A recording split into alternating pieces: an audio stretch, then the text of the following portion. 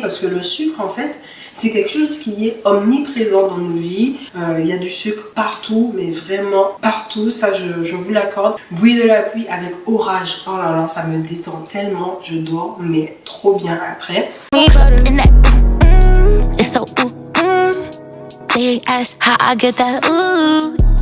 Hello tout le monde, j'espère que vous allez bien. Bienvenue dans cette nouvelle vidéo. Si tu ne me connais pas encore, bienvenue à toi. Je m'appelle Johanna et je propose des vidéos lifestyle, des vlogs voyage et aussi des vidéos chit-chat comme aujourd'hui. Alors si ce type de contenu t'intéresse, n'hésite pas à t'abonner et à me suivre sur mes autres réseaux, donc TikTok et Instagram.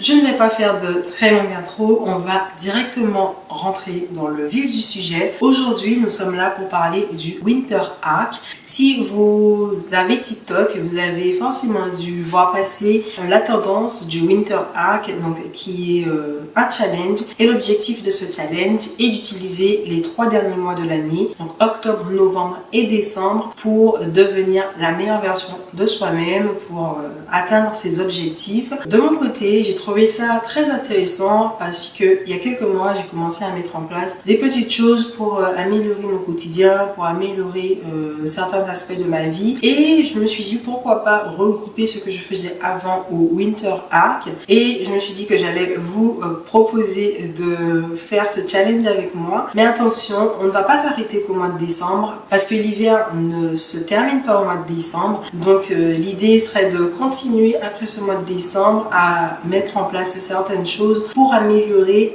certains aspects de nos vies. Il y a différents axes d'amélioration sur lesquels vous pouvez travailler. Pour moi, l'idée serait dans un premier temps de lister les choses sur lesquelles vous voulez travailler, lister les choses sur lesquelles vous voulez vous améliorer. Donc ça peut être, je sais pas, au niveau du physique, ça peut être au niveau financier, ça peut être au niveau de l'organisation, ça peut être au niveau de la santé mentale, du développement personnel, etc., etc. Je vais vous proposer certaines axes d'amélioration sur lesquels vous pourrez travailler durant ces 3 mois et plus. On est d'accord, on va pas s'arrêter au mois de décembre. L'idée est toujours de rester réaliste, hein. On va quand même rester dans la vraie vie, ok? On va commencer par la santé. Dans la santé, il y a le fait de bien dormir, il y a le fait de pratiquer une activité sportive, il y a le fait de bien s'alimenter. Ensuite, il y a le côté organisation, il y a le côté développement personnel, développement mental, etc. Donc au niveau santé, comme je vous l'ai dit tout à l'heure, ça passe par le fait de bien dormir. Et pour moi, pour bien dormir, il faut se préparer, c'est-à-dire avant d'aller dormir. Il est quand même important avant de dormir de limiter les écrans, voire pas du tout d'écran avant de dormir, parce que ça va, voilà, ça va vous perturber un petit peu, ça va perturber un petit peu votre sommeil. Et l'idéal serait par exemple de lire un petit livre pour vous détendre un petit peu. L'idée est de ne pas non plus se mettre à cogiter, donc tout ce qui est livre développement personnel, je pense et je trouve que c'est un petit peu à bannir. Après ça dépend de tout un chacun. Il y en a pour qui le développement personnel le soir ça n'affecte pas trop la qualité de leur sommeil et tant mieux pour vous, mais pour les autres vaut mieux partir sur je sais pas, des livres qui détendent un petit peu, des livres de romance, etc. Perso, le développement personnel le soir ça ne m'atteint pas plus que ça. Je suis pas dans mon lit à réfléchir à ce que je vais faire de ma vie ou pourquoi je suis comme ça, etc. Ça m'atteint pas, donc l'idée est de s'endormir paisiblement quand même. Donc voilà, trouver des petites choses qui vous détendent. Vous pouvez aussi écouter de la musique douce. Moi j'aime bien écouter le bruit de la pluie aussi. Donc bon, il pleut pas tous les soirs, donc malheureusement je suis obligée de le mettre sur Spotify. Mais c'est des choses qui me détendent et en fait je me rends pas compte, mais je m'endors mais tellement bien comme ça. Bruit de la pluie avec orage, oh là là, ça me détend tellement, je dors mais trop bien après. Je vais essayer aussi de me détendre, de vider ma tête, parce que c'est vrai que c'est très dur de ne pas se mettre à réfléchir à sa journée, à réfléchir à plein de choses, et du coup tu te retrouves dans ton lit en étant stressé, et je trouve que c'est pas très agréable de s'endormir en étant stressé. Ensuite ça va aussi passer par la qualité de votre literie, avoir un très bon oreiller et un très bon matelas en fonction de vos préférences, mais l'idée est de ne pas non plus se réveiller le lendemain matin avec des douleurs à la nuque ou des douleurs au dos. Avoir une très bonne literie c'est important. Investissez dans de très bons oreillers. Je sais que ça peut coûter coûter cher, mais c'est essentiel à la qualité de votre sommeil. Certaines études disent qu'il faut dormir entre 7 à 9 heures par nuit. Pour un adulte, c'est l'idéal, mais c'est vrai qu'on a chacun un rythme de vie différent. Ça, franchement, je peux l'entendre. Et c'est pour ça que je vous conseille vraiment de miser sur la qualité de votre sommeil, sur la manière dont vous allez vous endormir. Ça peut vraiment vous aider à vous réveiller le lendemain matin en pleine forme. Bon, vous n'allez pas non plus sauter au plafond, hein, on est d'accord? Ensuite, on va parler de la transformation physique, de pratiquer une activité sportive. Je vous apprends rien, le sport aussi, ça fait partie de la santé, ça fait partie du bien-être. Aujourd'hui, on a la chance d'avoir plein de vidéos, plein de supports gratuits pour faire du sport. On a la nature aussi, aller marcher, c'est gratuit. Vous n'êtes pas forcément obligé d'avoir un abonnement à la salle de sport pour transformer physiquement. Vous avez plein d'applications sur le téléphone maintenant. Vous avez plein de vidéos YouTube pour vous permettre de bouger votre corps, donc ça c'est vraiment top. L'idée de marcher 10 000 pas par jour, c'est vrai que ça peut être très compliqué quand on a une activité sédentaire, qu'on est derrière un bureau toute la journée ou qu'on a un style de vie qui ne le permet pas forcément. L'idée est de trouver votre balance entre bouger votre corps et votre style de vie. Personnellement, j'aime bien aller à la salle de sport. Donc, avant, je faisais du sport à la maison, mais ça ne me convenait pas parce que je n'arrivais pas à me motiver. J'étais pas dans un bon mood quand j'étais chez moi. Alors que je sais que quand je sors, que je vais à l'extérieur pour pratiquer une activité sportive, ça me met beaucoup plus de bonne humeur, ça me motive plus. Donc voilà, ça c'est moi. Du coup, je vais à la salle le matin et ça match avec mon organisation, avec mon travail, etc. Donc l'idée vraiment c'est de trouver ce qui vous correspond le plus, soit à la maison ou soit à la salle, ou soit juste aller marcher ou faire du vélo. Voilà, si votre lieu de travail n'est pas très loin de chez vous, au lieu de prendre le transport, vous pouvez aller travailler à vélo. Voilà, ça vous fait votre petite activité parce que le vélo à l'aller et le vélo au retour, franchement c'est déjà une très bonne chose. Vous pouvez aussi prendre la trottinette, vous pouvez aussi marcher un peu plus lorsque vous prenez les transports par exemple, au lieu de vous arrêter à l'arrêt pile, vous pouvez vous arrêter un arrêt après. C'est pareil pour la voiture, au lieu de se garer en face du médecin ou du supermarché, vous pouvez vous garer un tout petit peu plus loin et puis faire le reste à pied. Ça, je sais, c'est quelque chose que je faisais souvent avec ma mère. Enfin, c'est elle qui m'a vraiment appris à faire ça. C'est-à-dire que quand on habitait en Guadeloupe et qu'on allait en ville, bon, on ne se garait pas hyper loin, mais on se garait un petit peu plus loin que le centre-ville et on marchait en fait. On faisait l'aller-retour comme ça et ça permet voilà, de bouger son corps un petit peu. Si vous avez des animaux à sortir aussi, vous pouvez sortir les promener le matin et le soir. Ça vous fait encore des pas à votre compteur. Voilà, il y a différentes petites astuces pour bouger son corps. Les escaliers aussi, au lieu de prendre l'ascenseur, eh bien on prend les escaliers. Moi j'habite au 9e étage, donc bon, peut-être descendre mais après monter, c'est vrai que ça peut être compliqué. C'est vrai que je l'ai fait une fois parce que l'ascenseur était en panne, donc il n'y avait pas trop le choix, mais c'est aussi une manière de bouger son corps. Je reviens sur le point du sommeil, les gars. L'idée aussi, ça serait de mettre son téléphone en mode ne pas déranger à partir d'une certaine heure. Pour moi, je le mets à partir de 23h, mais je pense que je vais plutôt le mettre à partir de 22h. Par contre, je laisse les contacts très importants comme mes parents, mes frères et sœurs, mon copain. Si jamais il y a un souci, même si je suis en mode ne pas déranger, ça va quand même sonner parce que voilà, on ne sait jamais dans la nuit qu'est-ce qui peut se passer, etc. Toujours dans la santé, il faut boire 2 litres d'eau par jour. C'est très important pour votre corps. Ça permet d'éliminer les toxines. Il y a plein de bienfaits dans le fait de boire de l'eau. Aussi, ça peut vous aider. Vous pouvez investir dans une gourde. Il y en a plein sur Amazon, des gourdes de 2 litres. Comme ça, au cours de la journée, voilà, vous avez votre objectif de boire 2 litres d'eau par jour. L'objectif est de vider la gourde. Donc, si ça peut être pratique pour vous, vous pouvez faire ça. Vous pouvez aussi boire des boissons chaudes comme le thé, ou faire une petite tisane, etc. Moi je sais que je suis très thé, surtout l'après-midi, quand je commence un petit peu à somnoler, je prends un petit thé, ça me réveille un petit peu. La période hivernale, c'est une période un peu sèche, un peu une période où on se déshydrate un petit peu plus, je trouve. Il faut vraiment rester hydraté et boire beaucoup d'eau, c'est très important. On le dit souvent, c'est des choses en fait qui sont très simples, très simples à mettre en place, mais pourtant on ne le fait pas. Donc voilà, je suis là pour vous rappeler qu'il faut boire beaucoup d'eau. Ensuite, au niveau de l'alimentation, l'idée est de manger des légumes. Alors c'est vrai que c'est compliqué, ça peut être compliqué pour certains de manger des légumes, mais l'idée est de ne pas vous forcer. Enfin, quand je dis ne pas vous forcer, c'est de ne pas manger des légumes que vous n'aimez pas. Voilà, il faut manger des légumes que vous aimez, des légumes que vous pouvez cuisiner assez facilement. Moi, je sais que j'aime bien les haricots verts, c'est-à-dire que dans mon plat, il faut toujours qu'il y ait des haricots verts ou d'autres légumes, hein, c'est pas toujours les haricots verts, mais des légumes que j'aime. Ça serait bien aussi de consommer les légumes de saison aussi, ça c'est quelque chose que je ne fais pas mais que je devrais faire.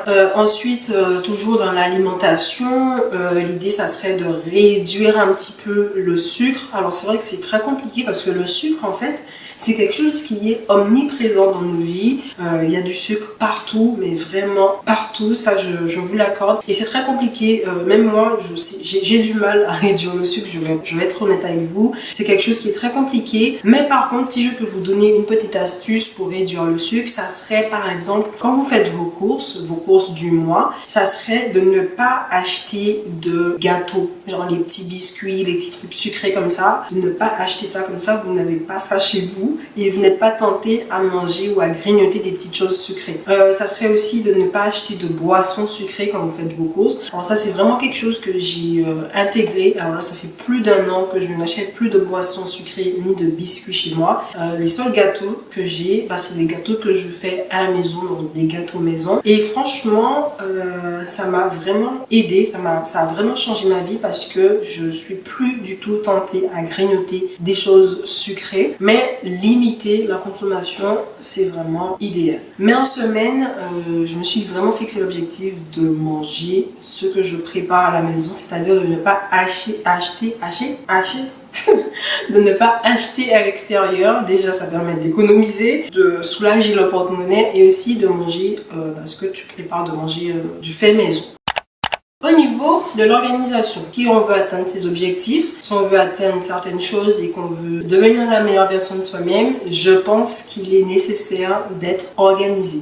Organisé dans le sens où, par exemple, ça serait bien de préparer vos affaires la veille, vos affaires de sport ou vos vêtements de travail la veille, parce que dans un premier temps, ça vous fait gagner du temps, ça vous fait gagner de l'énergie, parce qu'on va pas se mentir, le matin, on n'a pas forcément l'énergie et la force de chercher un vêtement, de chercher des chaussures, de réfléchir à ce qui va ensemble, ce qui va pas ensemble. Franchement, c'est de l'énergie un petit peu gaspillée, je trouve. Alors que quand tout est prêt la veille, vous n'avez pas ces questions-là à vous poser clairement parce que tout est prêt. Personnellement, les très grosses journées, ce sont les journées où je vais à la salle parce que je me réveille très tôt le matin pour aller à la salle. Donc je me réveille vers 5 h du matin. Et pour moi, il est important, mais vraiment primordial que toutes mes affaires soient prêtes, c'est-à-dire le sac de sport, le sac de travail, mon repas. Donc en fait, quand je me lève, j'ai juste qu'à boire mon thé, prendre mes vitamines et m'habiller, bien sûr, je vais pas aller à la salle de sport tout de suite.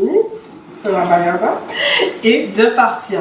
Je n'ai pas à réfléchir. En fait, le matin, à 5 h du matin, excusez-moi, ça a coupé, mais vous vous imaginez bien que le matin, à 5 h du matin, je n'ai pas le temps de réfléchir à tout ça et je n'ai pas la force aussi de réfléchir à tout ça. Donc ça, c'est quelque chose qui m'a vraiment aidé dans mon organisation. Après, je suis pas quelqu'un de très désorganisé de base. Ça peut vraiment vous aider et essayer. Juste essayez et vous m'en direz des nouvelles parce que franchement, c'est pépite, oui, c'est pépite. Là, c'est quelque chose que je ne faisais pas avant et que j'ai commencé à faire la semaine dernière, c'est de préparer les repas. Alors oui, mais ça, j'aurais dû peut-être mettre ça dans la partie alimentation, mais c'est un petit peu de l'organisation. Bref, voilà, on va le laisser dans la phase d'organisation. Mais c'est de préparer les repas de la semaine. Alors c'est quelque chose que je faisais pas avant. Et franchement, le fait de faire ça maintenant, ça me change la vie. Alors ce que je fais, c'est que je vais sur Canva, je recherche tableau repas semaine, je l'imprime et je note tous les repas de la semaine. Tout ce que je vais faire dans la semaine. Lundi, riz, lentilles, mardi, brocoli, mercredi, je sais pas, pâtes, vendredi. Au moins je sais ce que je vais cuisiner le soir. Parce que j'avoue que quand je rentrais à la maison le soir, je me posais, en fait je prenais trop de temps à réfléchir à ce que j'allais faire. Et j'avoue ça me fatiguait un petit peu. Je me suis dit pourquoi pas organiser ça comme ça. Et franchement c'est vraiment sympa. Ça évite aussi le soir de se dire qu'on ne sait pas quoi faire. Alors la solution la plus simple, c'est quoi? C'est de commander. Et on a dit que l'idéal la semaine, c'est de ne pas commander, de manger ce qu'il y a à la maison parce qu'on a fait les courses. On a fait les courses, c'est bien pour cuisiner en fait. Hein, on va pas faire les courses pour aller acheter dehors. On est d'accord. Le samedi, je programme pas trop grand chose, je me laisse un petit peu le champ libre parce qu'il faut quand même souffler. Hein. Le samedi, dimanche, je me laisse champ libre pour manger ce que j'ai envie de manger tout en étant raisonnable. Je vais pas me mettre à manger 5 paquets de chips, 5 burgers. Voilà, on va rester dans la limite du raisonnable, ok. On veut tenir sur le long terme et pour tenir sur le long terme, il faut pas se sentir frustré. Toujours dans l'organisation, ça serait d'organiser ses séances de sport. Alors ça aussi, c'est quelque chose que j'ai commencé à faire la semaine dernière. Le noter, enfin je savais les séances que j'allais faire, mais vraiment noter les séances dans la semaine, c'est juste magnifique. Parce que quand vous arrivez à la salle de sport, vous n'avez pas à vous demander quelle partie du corps vous allez travailler. Ça vous fait gagner du temps et au moins vous êtes organisé dans vos séances. Et l'idée aussi, si vous allez à la salle de sport, c'est d'avoir un programme de sport pour ne pas être trop perdu par rapport aux machines, par rapport à vos objectifs. Donc voilà, de réfléchir réellement à ça pour être ok sur vos objectifs physiques. Ensuite, au niveau développement mental, développement personnel, je pense que je vais appeler ça comme ça, vous pouvez lire des livres. Alors je sais que c'est très compliqué pour moi de lire des gros livres. Alors moi je lis plutôt des livres avec une centaine de pages ou 200 pages. Ou bien vous pouvez aussi regarder des documentaires. Alors ça c'est quelque chose que j'aime beaucoup faire. Sur YouTube, il y a la chaîne Arte qui propose des vidéos. Il propose plein de vidéos sur plein de sujets différents. Donc c'est hyper intéressant. Et la durée varie, hein. Franchement, il y a des documentaires qui durent 12 minutes, il y en a qui durent 20 minutes, 1 heure, 1h30. Et franchement, c'est super parce qu'ils traitent de tous les sujets et j'aime beaucoup. Il y a aussi le dessous des images que j'aime bien. Eux aussi, alors eux, c'est plutôt des vidéos un petit peu plus courtes, genre 7 à 10 minutes. Mais c'est tout aussi bien. Après, il y a plein d'autres chaînes documentaires qui proposent des reportages. Donc ça, c'est vraiment super. Vous pouvez faire ça. Vous pouvez aussi écouter des podcasts. Vous pouvez apprendre une nouvelle langue, ce que je suis actuellement en train de faire. Et si vous regardez mes vidéos, vous savez quelle langue que je suis actuellement en train d'apprendre. Donc voilà, vous pouvez utiliser Duolingo pour apprendre une nouvelle langue. Et il y a d'autres applications que je ne connais pas forcément, mais que vous pouvez retrouver sur l'Apple Store ou Android, je sais plus trop quel est le nom de l'application de téléchargement, mais vous pouvez regarder sur ça, il y a plein de choses.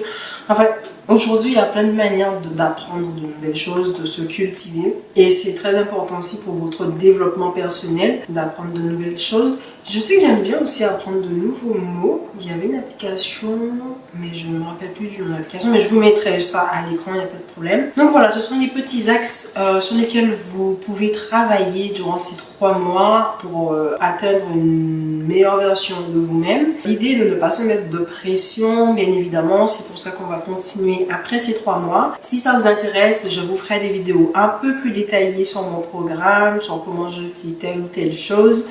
Dites-moi si ça vous intéresse en commentaire. En tout cas, l'idée, encore une fois, n'oubliez pas, c'est de ne pas se mettre la pression, d'aller à votre rythme. Alors, c'est pas parce que vous ratez une séance de sport que c'est foutu, que c'est le drame, etc. L'idée est de faire avec votre train de vie, d'adapter en fonction de votre style de vie. En tout cas, cas, on arrive à la fin de cette vidéo. Si ça vous a plu, n'hésitez pas à me le faire savoir en commentaire. N'hésitez pas à me rejoindre sur mes autres réseaux, Instagram et TikTok. Et puis, nous, on se retrouve la semaine prochaine, lundi prochain, 18 h pour une nouvelle vidéo. Je vous fais de gros bisous et on se dit à la semaine prochaine. Et ça qu'a fait l'année, nous qu'a tourné, y'en a l'un tout à l'autre, ça qu'elle nous a noué. Mais ça qu'a fait longtemps.